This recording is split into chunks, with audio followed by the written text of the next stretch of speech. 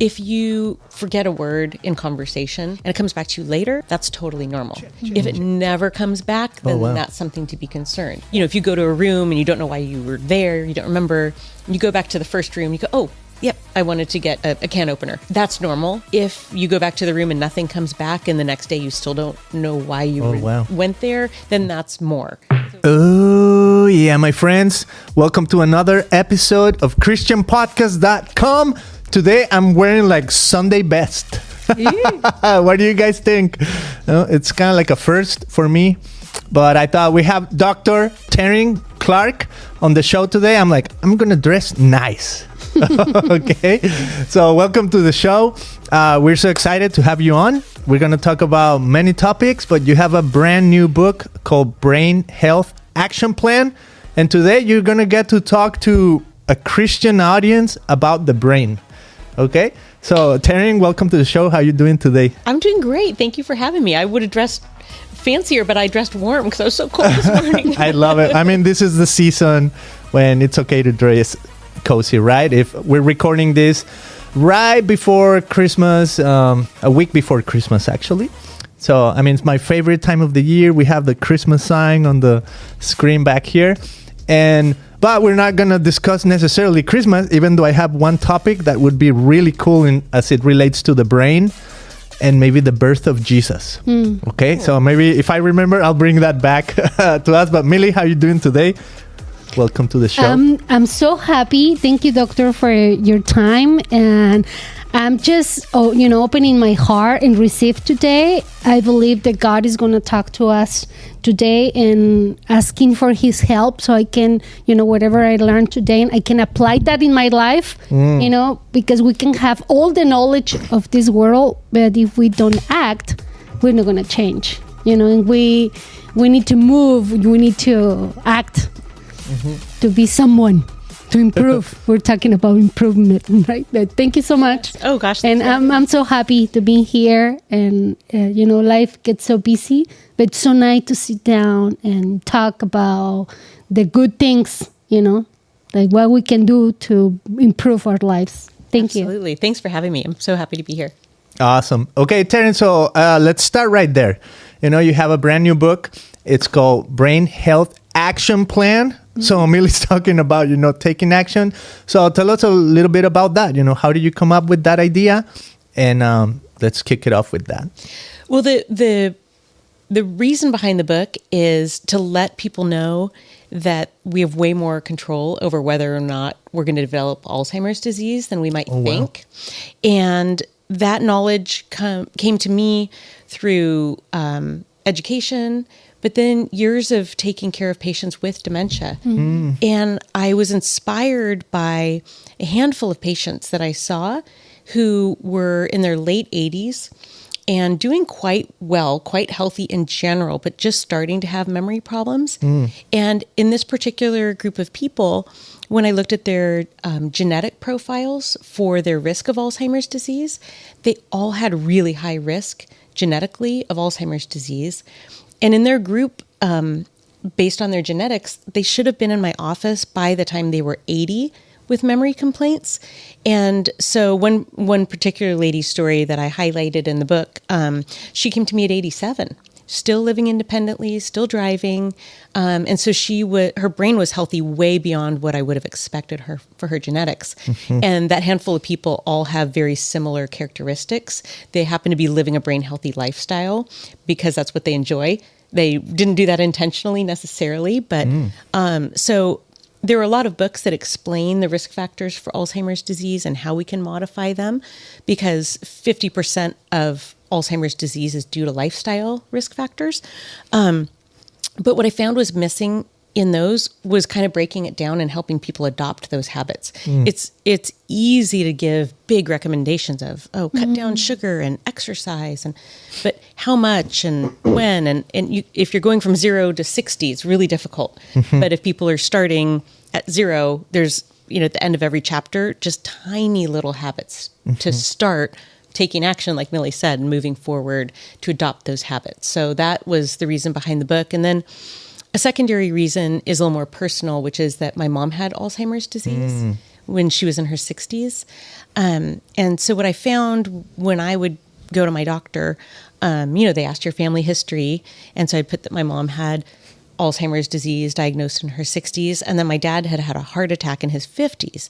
And so the doctors would always, look at that history and give me a really specific action plan. We're going to look at your cholesterol and blood pressure, and we're going to manage all these things and maybe talk about aspirin, and they just had an entire plan to help me lower my heart disease risk, which I appreciate.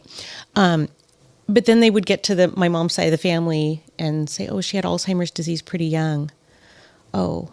Oops. And there was no plan. What that means. Wow. Yeah, and I was, And they look at you like, oh. Yeah, that's too bad. And so, I wanted that same amount of attention put to reducing my Alzheimer's risk because I'm probably more scared of that than heart disease, actually.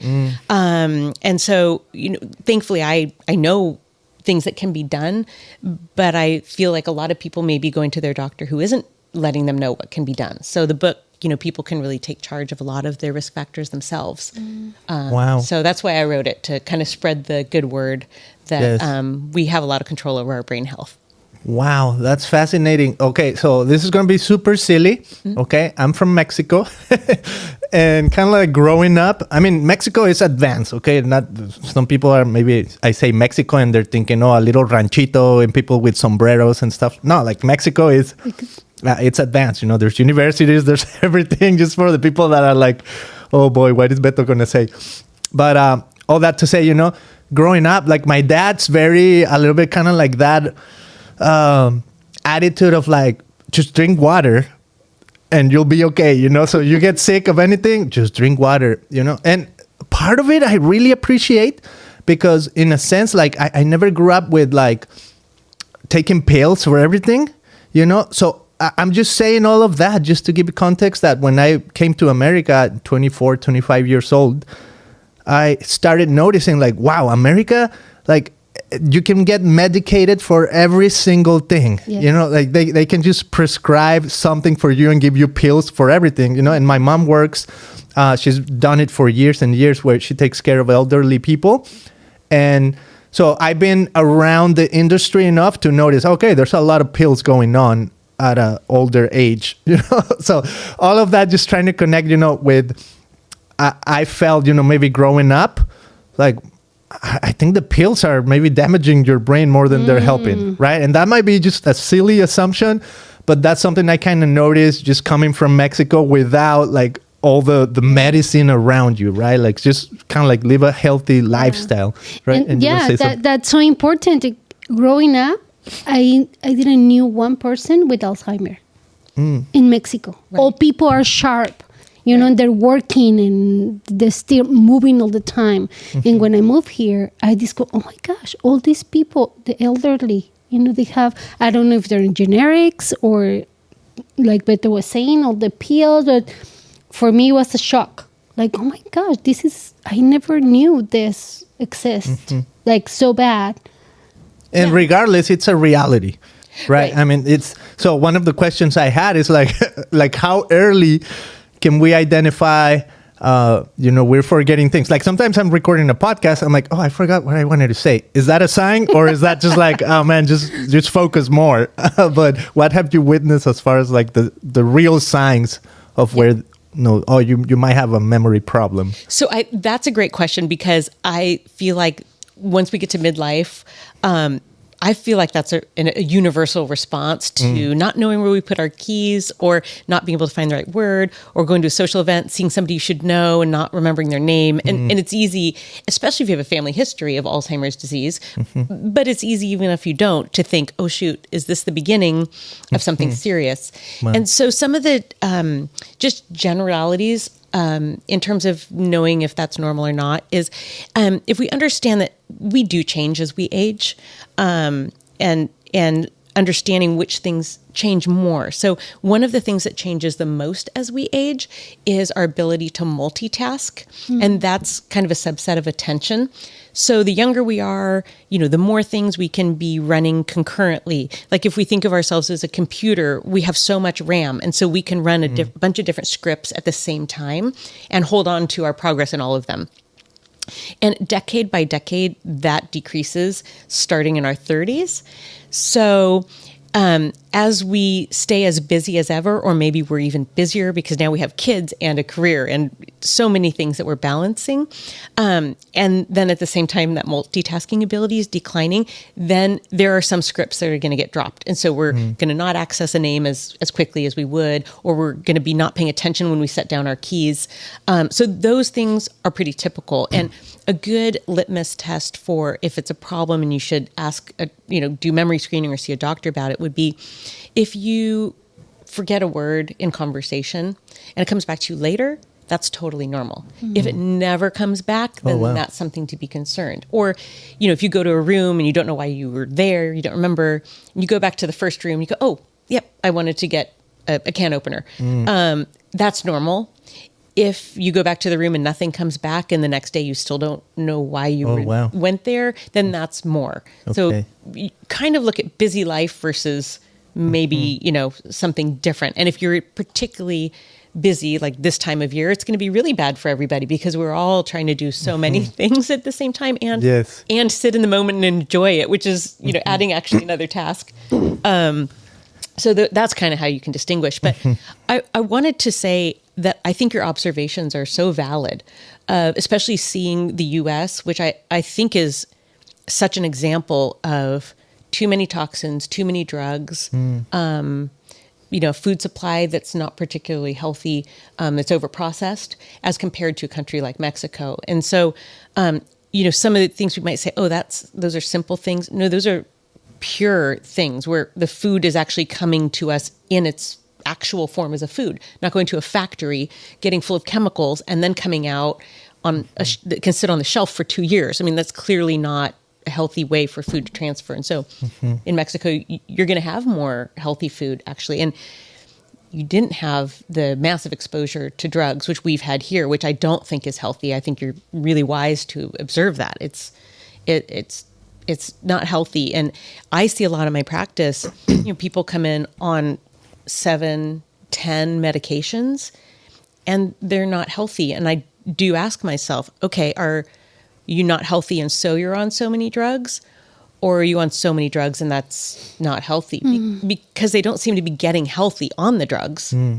So if it's that they weren't healthy, I'm not sure I see them getting much better. So I really have taken a look at our medications. And 10 years ago, I said to my patients, that were like the kids of my patients.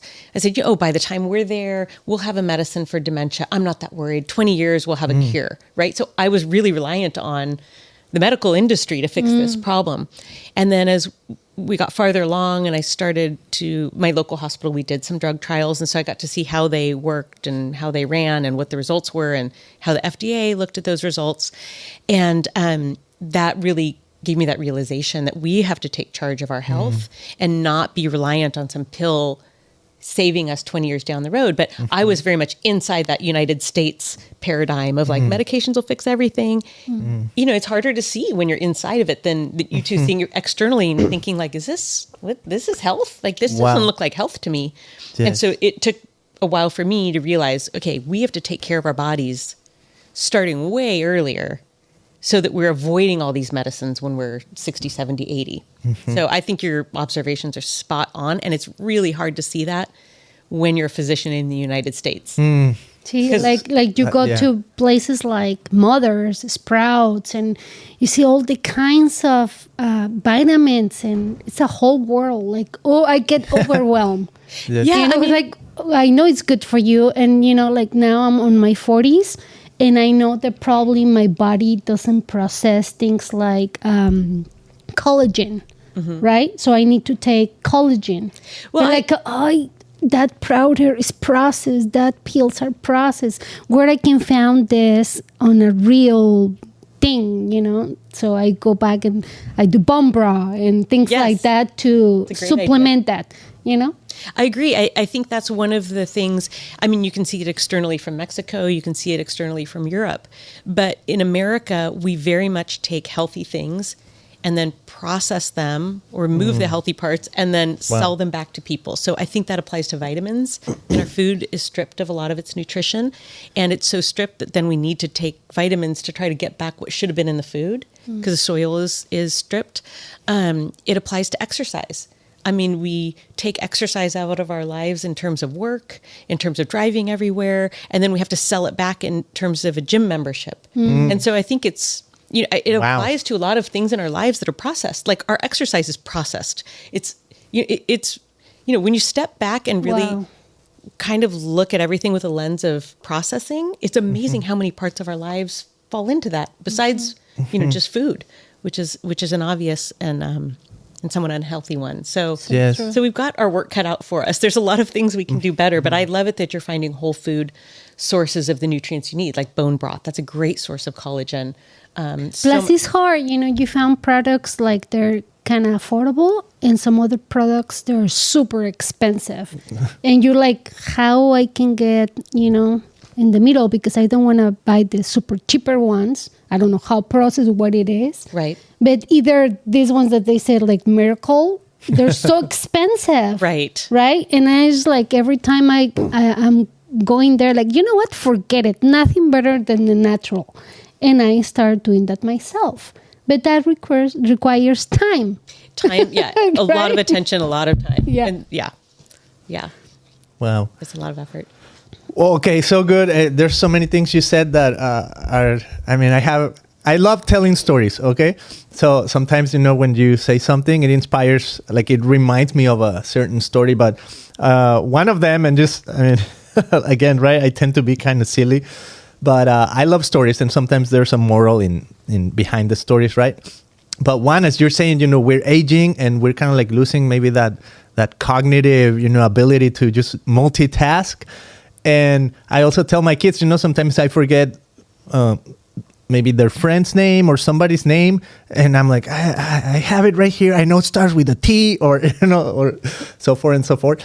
But one time, I told him, I'm 43 years old. There's a lot of names I've learned throughout my life, and you guys are 11, 12, 13. And maybe the amount of names you have to learn, it's minimum in comparison to the names I've learned, right? So just taking that into account, right? Sometimes I think, as we age, we just have experienced so much, right? And it's interesting how the brain, trying to keep up with memories and stuff, like which memories, it's almost like which memories are worth keeping, right? Even though they might be there in the unconscious or subconscious.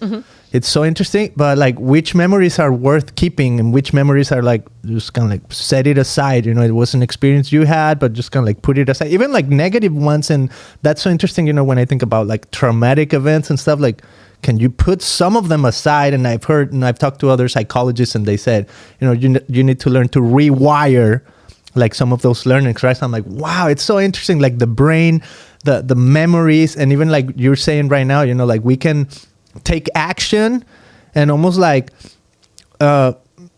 maybe shape the way our future can be and our memory can be, right? So that to me is just so marvelous and important. And the other thing, as you were talking, it's like, wow, the US is so systematic, right? And how you're saying, you start getting fat because of the lifestyle you're living. Well, guess what? Now there's gym memberships, right? That in a sense, it's genius strategy, right? Because America is capitalist after all. So we're always thinking about ways to monetize life. Right. Right. To survive. So, to survive or to whatever, right? Yeah. But it's so interesting. Like, here's the industry that makes bills. Here's the industry to get fit. Here's the industry of like anything. It's an industry and it's a system. And that's so American, right? And I don't think it's like anything. It's not necessarily right or wrong. It's like AI, right? You can use it for good and you can use it for bad. So many things are like that. So anyways, that's kind of like a little bit of what goes through my brain, as we're talking. And but okay, so I want to talk about Jesus, right? We're in the Christian podcast, and I also tend to kind of like play with my kids and say, what do you think about this? And then I throw in an idea, right? So in regards to the brain, this is something we've all heard maybe growing up or at some point in school, where it says that as humans, we only use a small percentage of the full capability of our brain, right? So, I mean, some people say we're only using 10% of our brain. I mean, one question is that true? But another question that I like to ask my kids is, if it's true, do you think Jesus utilized 100% of his brain? So what do you think, Terry? That's a great question. Well, you're right. We don't use all of our brain. We have, I've like billions of cells. It's just amazing. Billions of cells with trillions of connections. And I think when you talk about those kinds of numbers, I mean, it has to be from the creator, and it has to be a God who created that. I mean, to think that came from one little cell, like hooking up with another cell, and like it's designed. It's just so clear. There's no way it's not designed. What a stimulating question, though, to think if Jesus used his whole brain. I would say yes. I mean, I think there are a lot of things in our world that we don't understand. And then so sometimes people kind of tend to think they don't exist. One thing I would bring up as an example of that is frequency. And clearly plants have frequency, trees have frequency. You can measure the trees, all of trees' frequency, and it's actually a healing frequency. And cells respond to frequency. And to me, it's really clear that God created frequency. I mean, he's given frequency to everything living in the world. How do we understand how to utilize that? We don't know yet. But so I imagine that Jesus would have used his whole brain because he had the knowledge of all of the things in the universe that we can't see, that we don't know how to measure, that we don't understand. We're starting to utilize things like that in terms of healing or helping the body heal itself. But there's just so much that's been created for us that we don't know. There's so many compounds on the earth yet that we haven't discovered how they would help our body. I mean, I really do believe that everything we need to heal ourselves was put here. And so we've found a lot of those, but there's a lot of things we don't even realize why they're here, how they could help us. It is such an amazing question, but something to come to my mind is he was fully human, right? Jesus was fully human. And remember when he was praying to God, he's ready to go on the cross, and he asked God, "Is another way? Like, are you sure this is the way that I need to go and die in that cross?" He was praying to him, and he knew, you're God, you have the Spirit in you. So it's kind of, he was fully human. He knew. But he also was praying to him. It's other way. Because he knew what he's going to face, in the future, in the cross. The Bible was saying that he was all deformed. He doesn't look like a human. It's like, it's so painful what they did to him, right? He knew. But he prayed, it's another way. Yeah. You was such a human. We ask God, like, I just want to go there. But it's like somewhere where I can go fast. Why I need to go Take for a all shortcut. this? Like, can we just go directly? It's like, no, this is my way. And, we need to clean, or we need to cut branches that you don't need, and it's going to be painful, but it's the only way for you to mature. Wow. Yeah. So much of the way of life is kind of like that, right? Like God says somewhere in scripture, I always say it's there, right? You can look it up, but it says, I am the vine, you are the branches, right? It's one of the gospels, but it's so interesting that God uses like language that we can understand. It's almost like it's in biology, right? You can see a tree, and you can, like, people that maybe are arborists, they know, okay, in order to get better fruit, I might need to cut some branches, right? And in this sense, like he's saying, I'm the vine, like I produce life. You are the branches, and I'm the one that needs to trim parts of you to maybe perfect you and help you give better fruit. And to me, that's kind of why I was asking this question, because the example of Jesus, like you're saying, Millie, like as he's praying in Gethsemane, and he's saying, "Is there another way?" Right? And I just marvel at Jesus's brain and attitude to face what we as humans tend to avoid or want to avoid, right? So in that sense, as we kind of like bring it back to the conversation of brain health, do you think we're maybe as humans just trying to avoid aging? Do you think that we'll ever get to the point where like we're just living longer with healthy brains?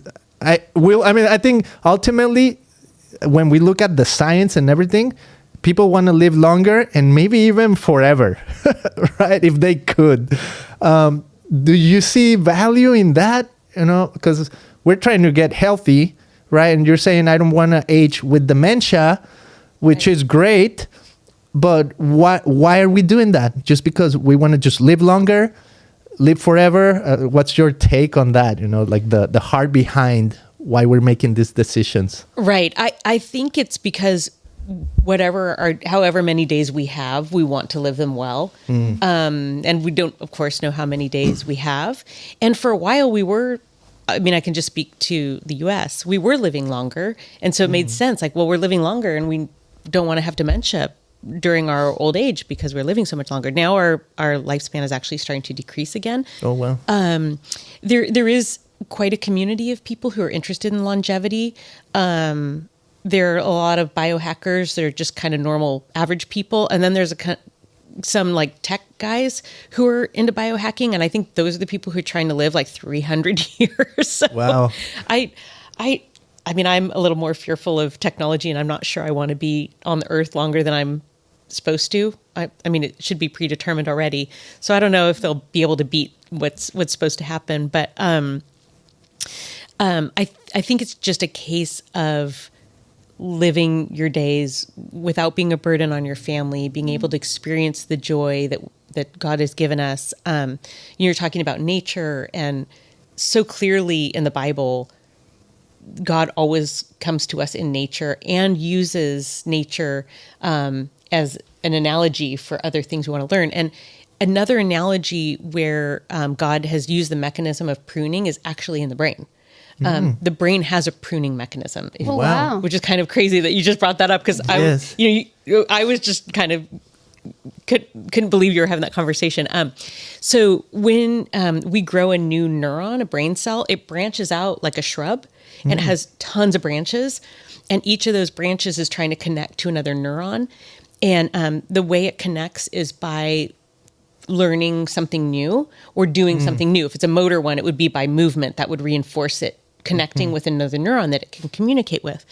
And then after that happens, there's a pruning mechanism that comes through and prunes off all the extra branches that didn't connect to another nerve. Wow. So, he's done that in, nature. He's done that in our brains.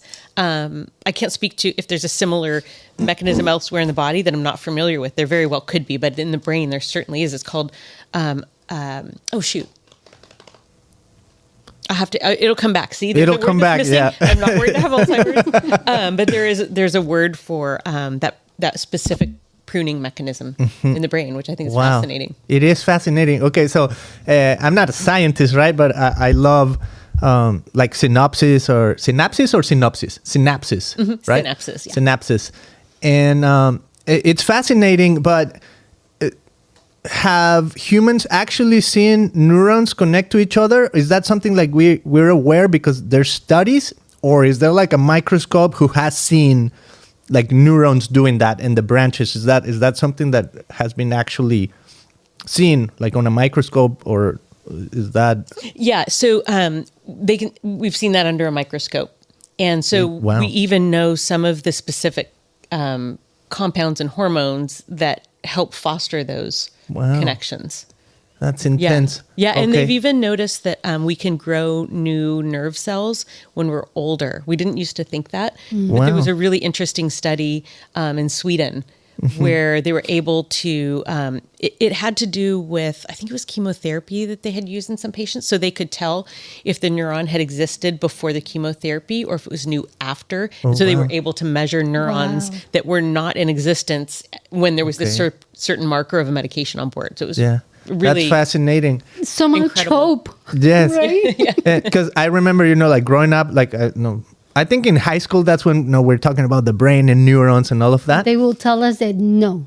right. Because I remember like the knowledge was, if you lose your brain cells, they don't come back. And there was something like, for like example, alcohol, like, it's going to damage some of your brain cells and they're not coming back. Or if you hit your head too hard, which I mean, you cannot get it, right? You hit it too hard. I mean, you might have a concussion or problems. But so you're saying they can grow back? We do grow new neurons, but they often aren't enough of them to make up for something like a concussion or a brain injury or a stroke. It's not enough. I mean, they do grow, but it's not very vigorous. So we do want to hang on to the ones that we have. Okay, so it's still important. Yeah, Okay. it's still important. It's still it's just not an absolute that we don't grow any new so neurons. So don't YOLO just yet and say, you only live once and go for it, right? Okay, that makes sense. That's so cool. Okay, the brain is super interesting. So tell us about some of the action steps maybe we can take to, as Christians, take better care of our brains. Yeah, I mean, we are commanded to take care of our bodies, and that includes our brain. So one of the areas that I think is really important is cutting down on sugar. So the average American is eating about 70 grams of added sugar a day.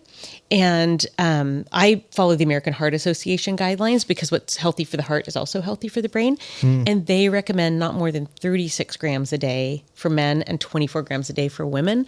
So most of us have a bit of work to do to cut that down. And I'm not suggesting that people are, having that would be 17 teaspoons of sugar, of added sugar a day. It's quite a lot of sugar. And it's not that we're adding that ourselves to things. People aren't having it in their coffee in general. It's coming in all those processed foods and even some foods that don't seem sweet. So it's obvious if we're having a muffin for breakfast, obviously there's going to be added sugar there, or a donut or something like that. But a lot of foods that seem not sugary have sugar added. Like, for example, wheat toast. Most wheat toast has added sugar.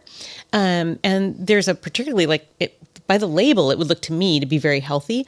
And there's 5 grams of added sugar per slice. So if we're waking up and having toast with our eggs, that's already 10 grams of sugar. And we don't feel like we had even the dessert. bacon.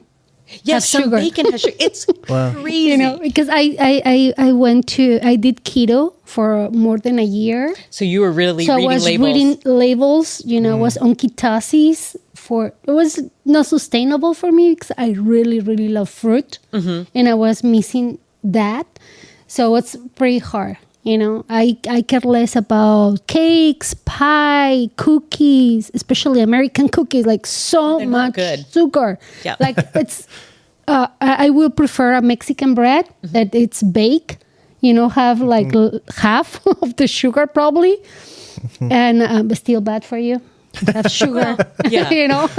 The conchitas. Yeah, it was so hard. That's so hard, to get rid of the sugar. So Yeah, and I'm sure you found some really surprising sources. Like I used to think before I really started reading labels, I liked this. It was like a chai protein drink. And so, I was like, oh, I'm a middle-aged woman. I'm trying to get extra protein and I don't have time to eat a meal, but I'll have this protein drink because that's healthy. And I wasn't reading the labels. And then when I started to become more aware of the connection between sugar and brain disease, I started reading labels. And this protein drink had 45 grams of added sugar. I mean, I could have had 2 cups of Haagen-Dazs for that. It's just a crazy amount of sugar. And so once I started reading labels and just making smarter choices, most of the time I didn't miss the sugar because I don't need to eat crackers with sugar. There's so many sources where I feel like we can cut some of those out. So we want to have a treat. I'm with you. Like I don't need to have the processed cookies that are everywhere, just, on a table because we're having a meeting. But if we make homemade cookies, especially if my daughter makes them because she uses brown butter. It's so good. I'm going to have those cookies. And, so I can avoid all the sources I didn't even appreciate. So I can have something I enjoy here or there. My family's tradition is to make toffee at Christmas. And that's, half butter, half sugar. So it's quite a lot of sugar. But I'd rather have a little piece or two of toffee than the wheat bread I didn't even know it had sugar added to it. So, just making some smart choices. And that's, I don't want to encourage people to try to go totally off sugar overnight. They won't be successful. They'll rebound. They'll feel disappointed. And it's not about that level of perfection. It's about making progress. So little changes. And what happens when people cut out those sources where they didn't even appreciate there was sugar? Like I keep just saying wheat toast. It's such an easy example because, for example, sourdough toast generally doesn't have sugar. But once you start to cut out those constant little bits of sugar, the palate starts to return to more of a savory palate. Like you're suggesting, like our American sweets are so overly sweet, they're not even good. And so then once you start to cut out the sugars, you start to recognize how they're not very satisfying. And it's like a sicky sweet. And so then it just kind of accelerates and feeds on itself and reinforces itself that you don't like those things that are too sweet. Like for me, having my dark coffee with cinnamon is sweet enough. Yes, cinnamon is such a great way to get sugar out of coffee. That's, Yeah, I used sugar because I used to have sugar and cream in my coffee every morning. And because I'm also, one of the other interventions is kind of eating later in the morning, trying to spread out that fasting that you do at night. And so I had to get rid of the coffee because we get up at 4:50 and I need my coffee at 5. So switching to black coffee, the cinnamon was really useful in getting the sugar out. And cinnamon is such a healthy compound. It's another one of those things that's here for us on Earth. It has so many health benefits. Yes. It is so helpful. It's a lot of people like you. They care now, and I feel like a lot of people is waking up.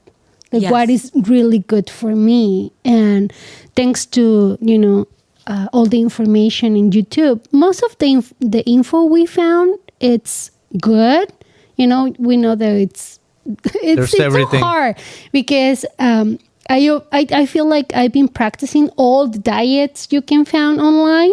Okay, I'm gonna do paleo, keto, and I tried all this, and I found out that every diet works for different to any person.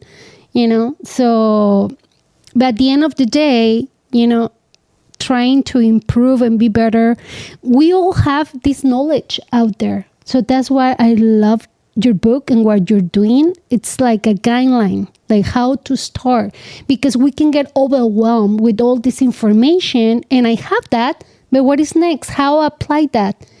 Because one day I wake up, it's like, I'm no sugar today. And I try to, I'm extreme. So I say, no sugar is no sugar, right? But then when I'm out of that mentality, I go full and whatever I'm going to grab and eat and bring to my mouth. I go to no exercise, no eating good, to fully exercise and super strict on my diet.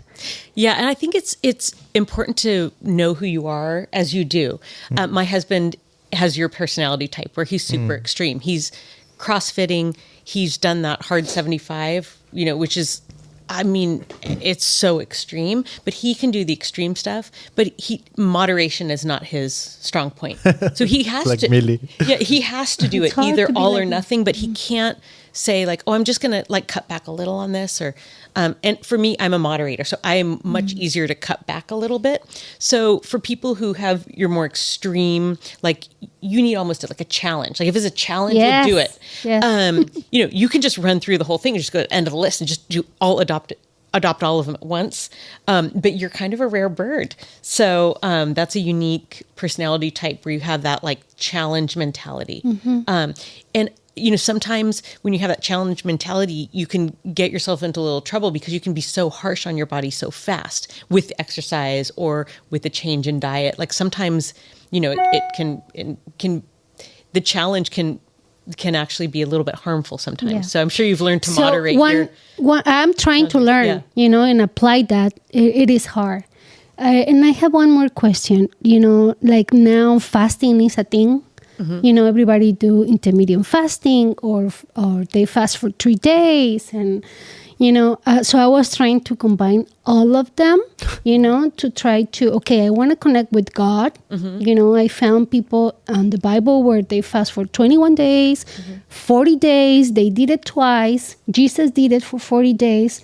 And I thought, you know what? I have the Holy Spirit in me. I can do this. So I fast for 21 days. Wow. And I did like master cleanse. You know, it's like I was drinking water with maple syrup and lime and cayenne pepper and some salt in the morning. Okay. You know, so I flush everything. And I did it for 4 years. You know, Once a year you did it 21 once a days. year. You're the expert. So one time, you know, these past years, I did it twice in 1 year. But the last one, I was like, I'm going to do it for 40 days and just water. Wow. I think I damaged my body a little bit. Okay. Because I was losing the hair. I started feeling like exciting. Like, what is this? I'm super nervous and nothing is happening. Like, you're going to present a test. That was how I was feeling. Bad. Like, this is not normal in me. You know, what's going on? I don't have a reason to feel how I am feeling. This is my normal life. I was driving to church to set up the coffee. That's something I do every Sunday. And I'm super nervous. Like, somebody's going to die. I'm going to, you know, like, crazy. Yeah. And everything, you know, my mom died with cancer. And it's some people believes that when you're fasting, you just flush all the toxicity it's been in your body, you know, for what we eating, even vegetables, you know, and if sometimes it's hard to consume all organic because the prices, you know, go crazy. And I thought, okay, I'm not going to stop eating broccoli because it's expensive. I'm just going to buy whatever I can right now with my budget, better than nothing, right? And so I followed that. I just don't want to die with cancer like my mom did. So I want to do whatever it's on my side to protect myself, you know. So I'm going to do this once a year, but I don't know how I affect my brain by doing that, you know. Yeah, it's a good question. And fasting there's so much data about fasting and cancer. Because cancer really does need sugar to grow.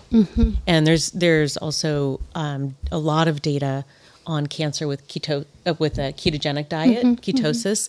I mean, it goes back to biblical times, actually, the fasting and the using ketosis to treat disease.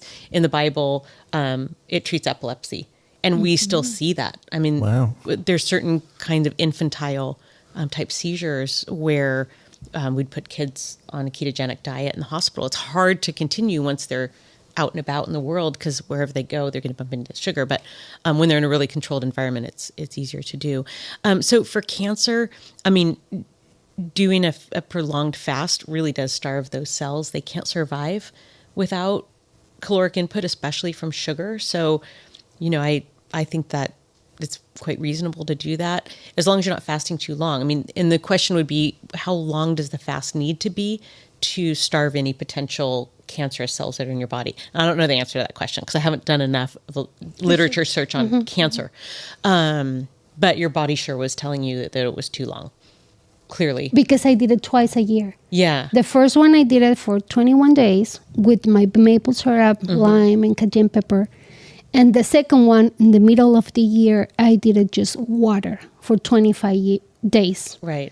And the thing was not right away. I finished my fast pretty good. You know, I was drinking a lot of coconut water and the broth of the veggies. You know, every day is like we add a little bit more because you can consume food right away. Right.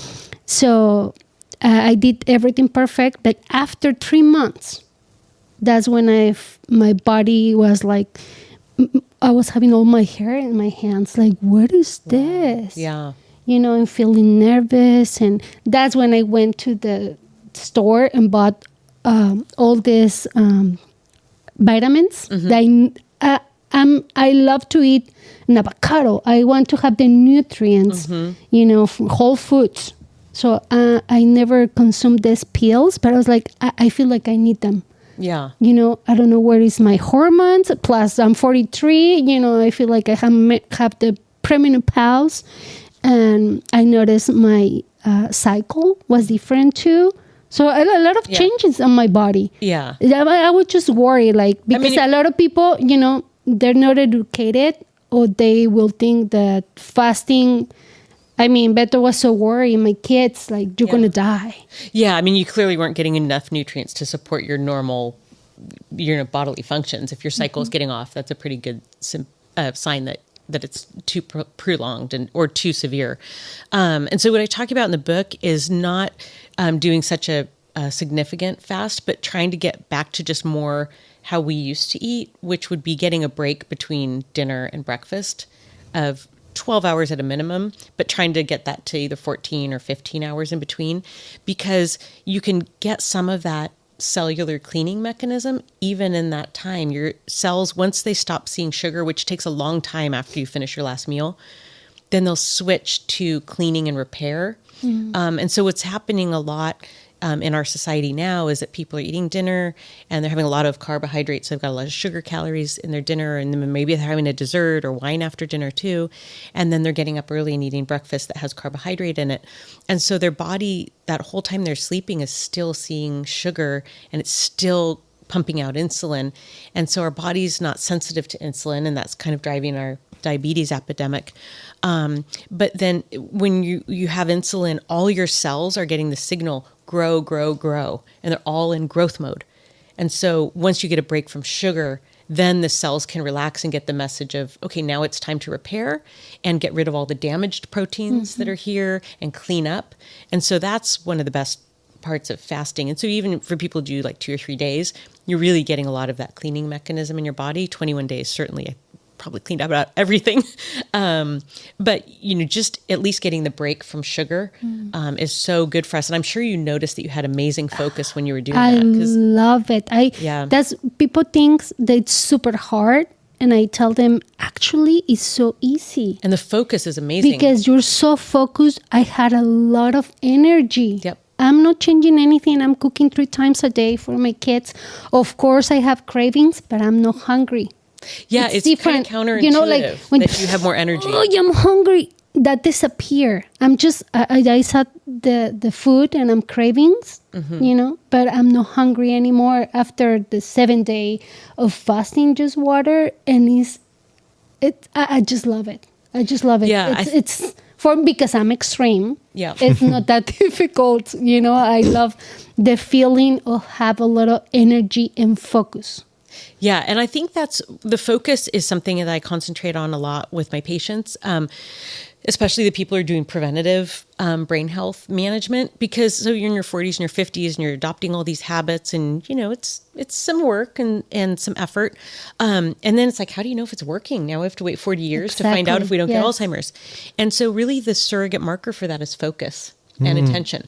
And so when people start to incorporate that fasting, notable focus, decrease sugar, brain fog goes away, they'll notice that they're functioning better today. And so that's kind of the marker. Like, it's like a retirement account. Yeah. If you're saving money for your retirement, how do you know it's going to be there? Well, because you can look at it now. You can see the money's in the account. Like, how do you do that for brain health? Like, how do you know you're going to get a benefit in 40 years? And so that's kind of how you can check. Even, feel good. I go every year to do my check, and I go to doctor, and I have this, I have that, and my tests come all clean.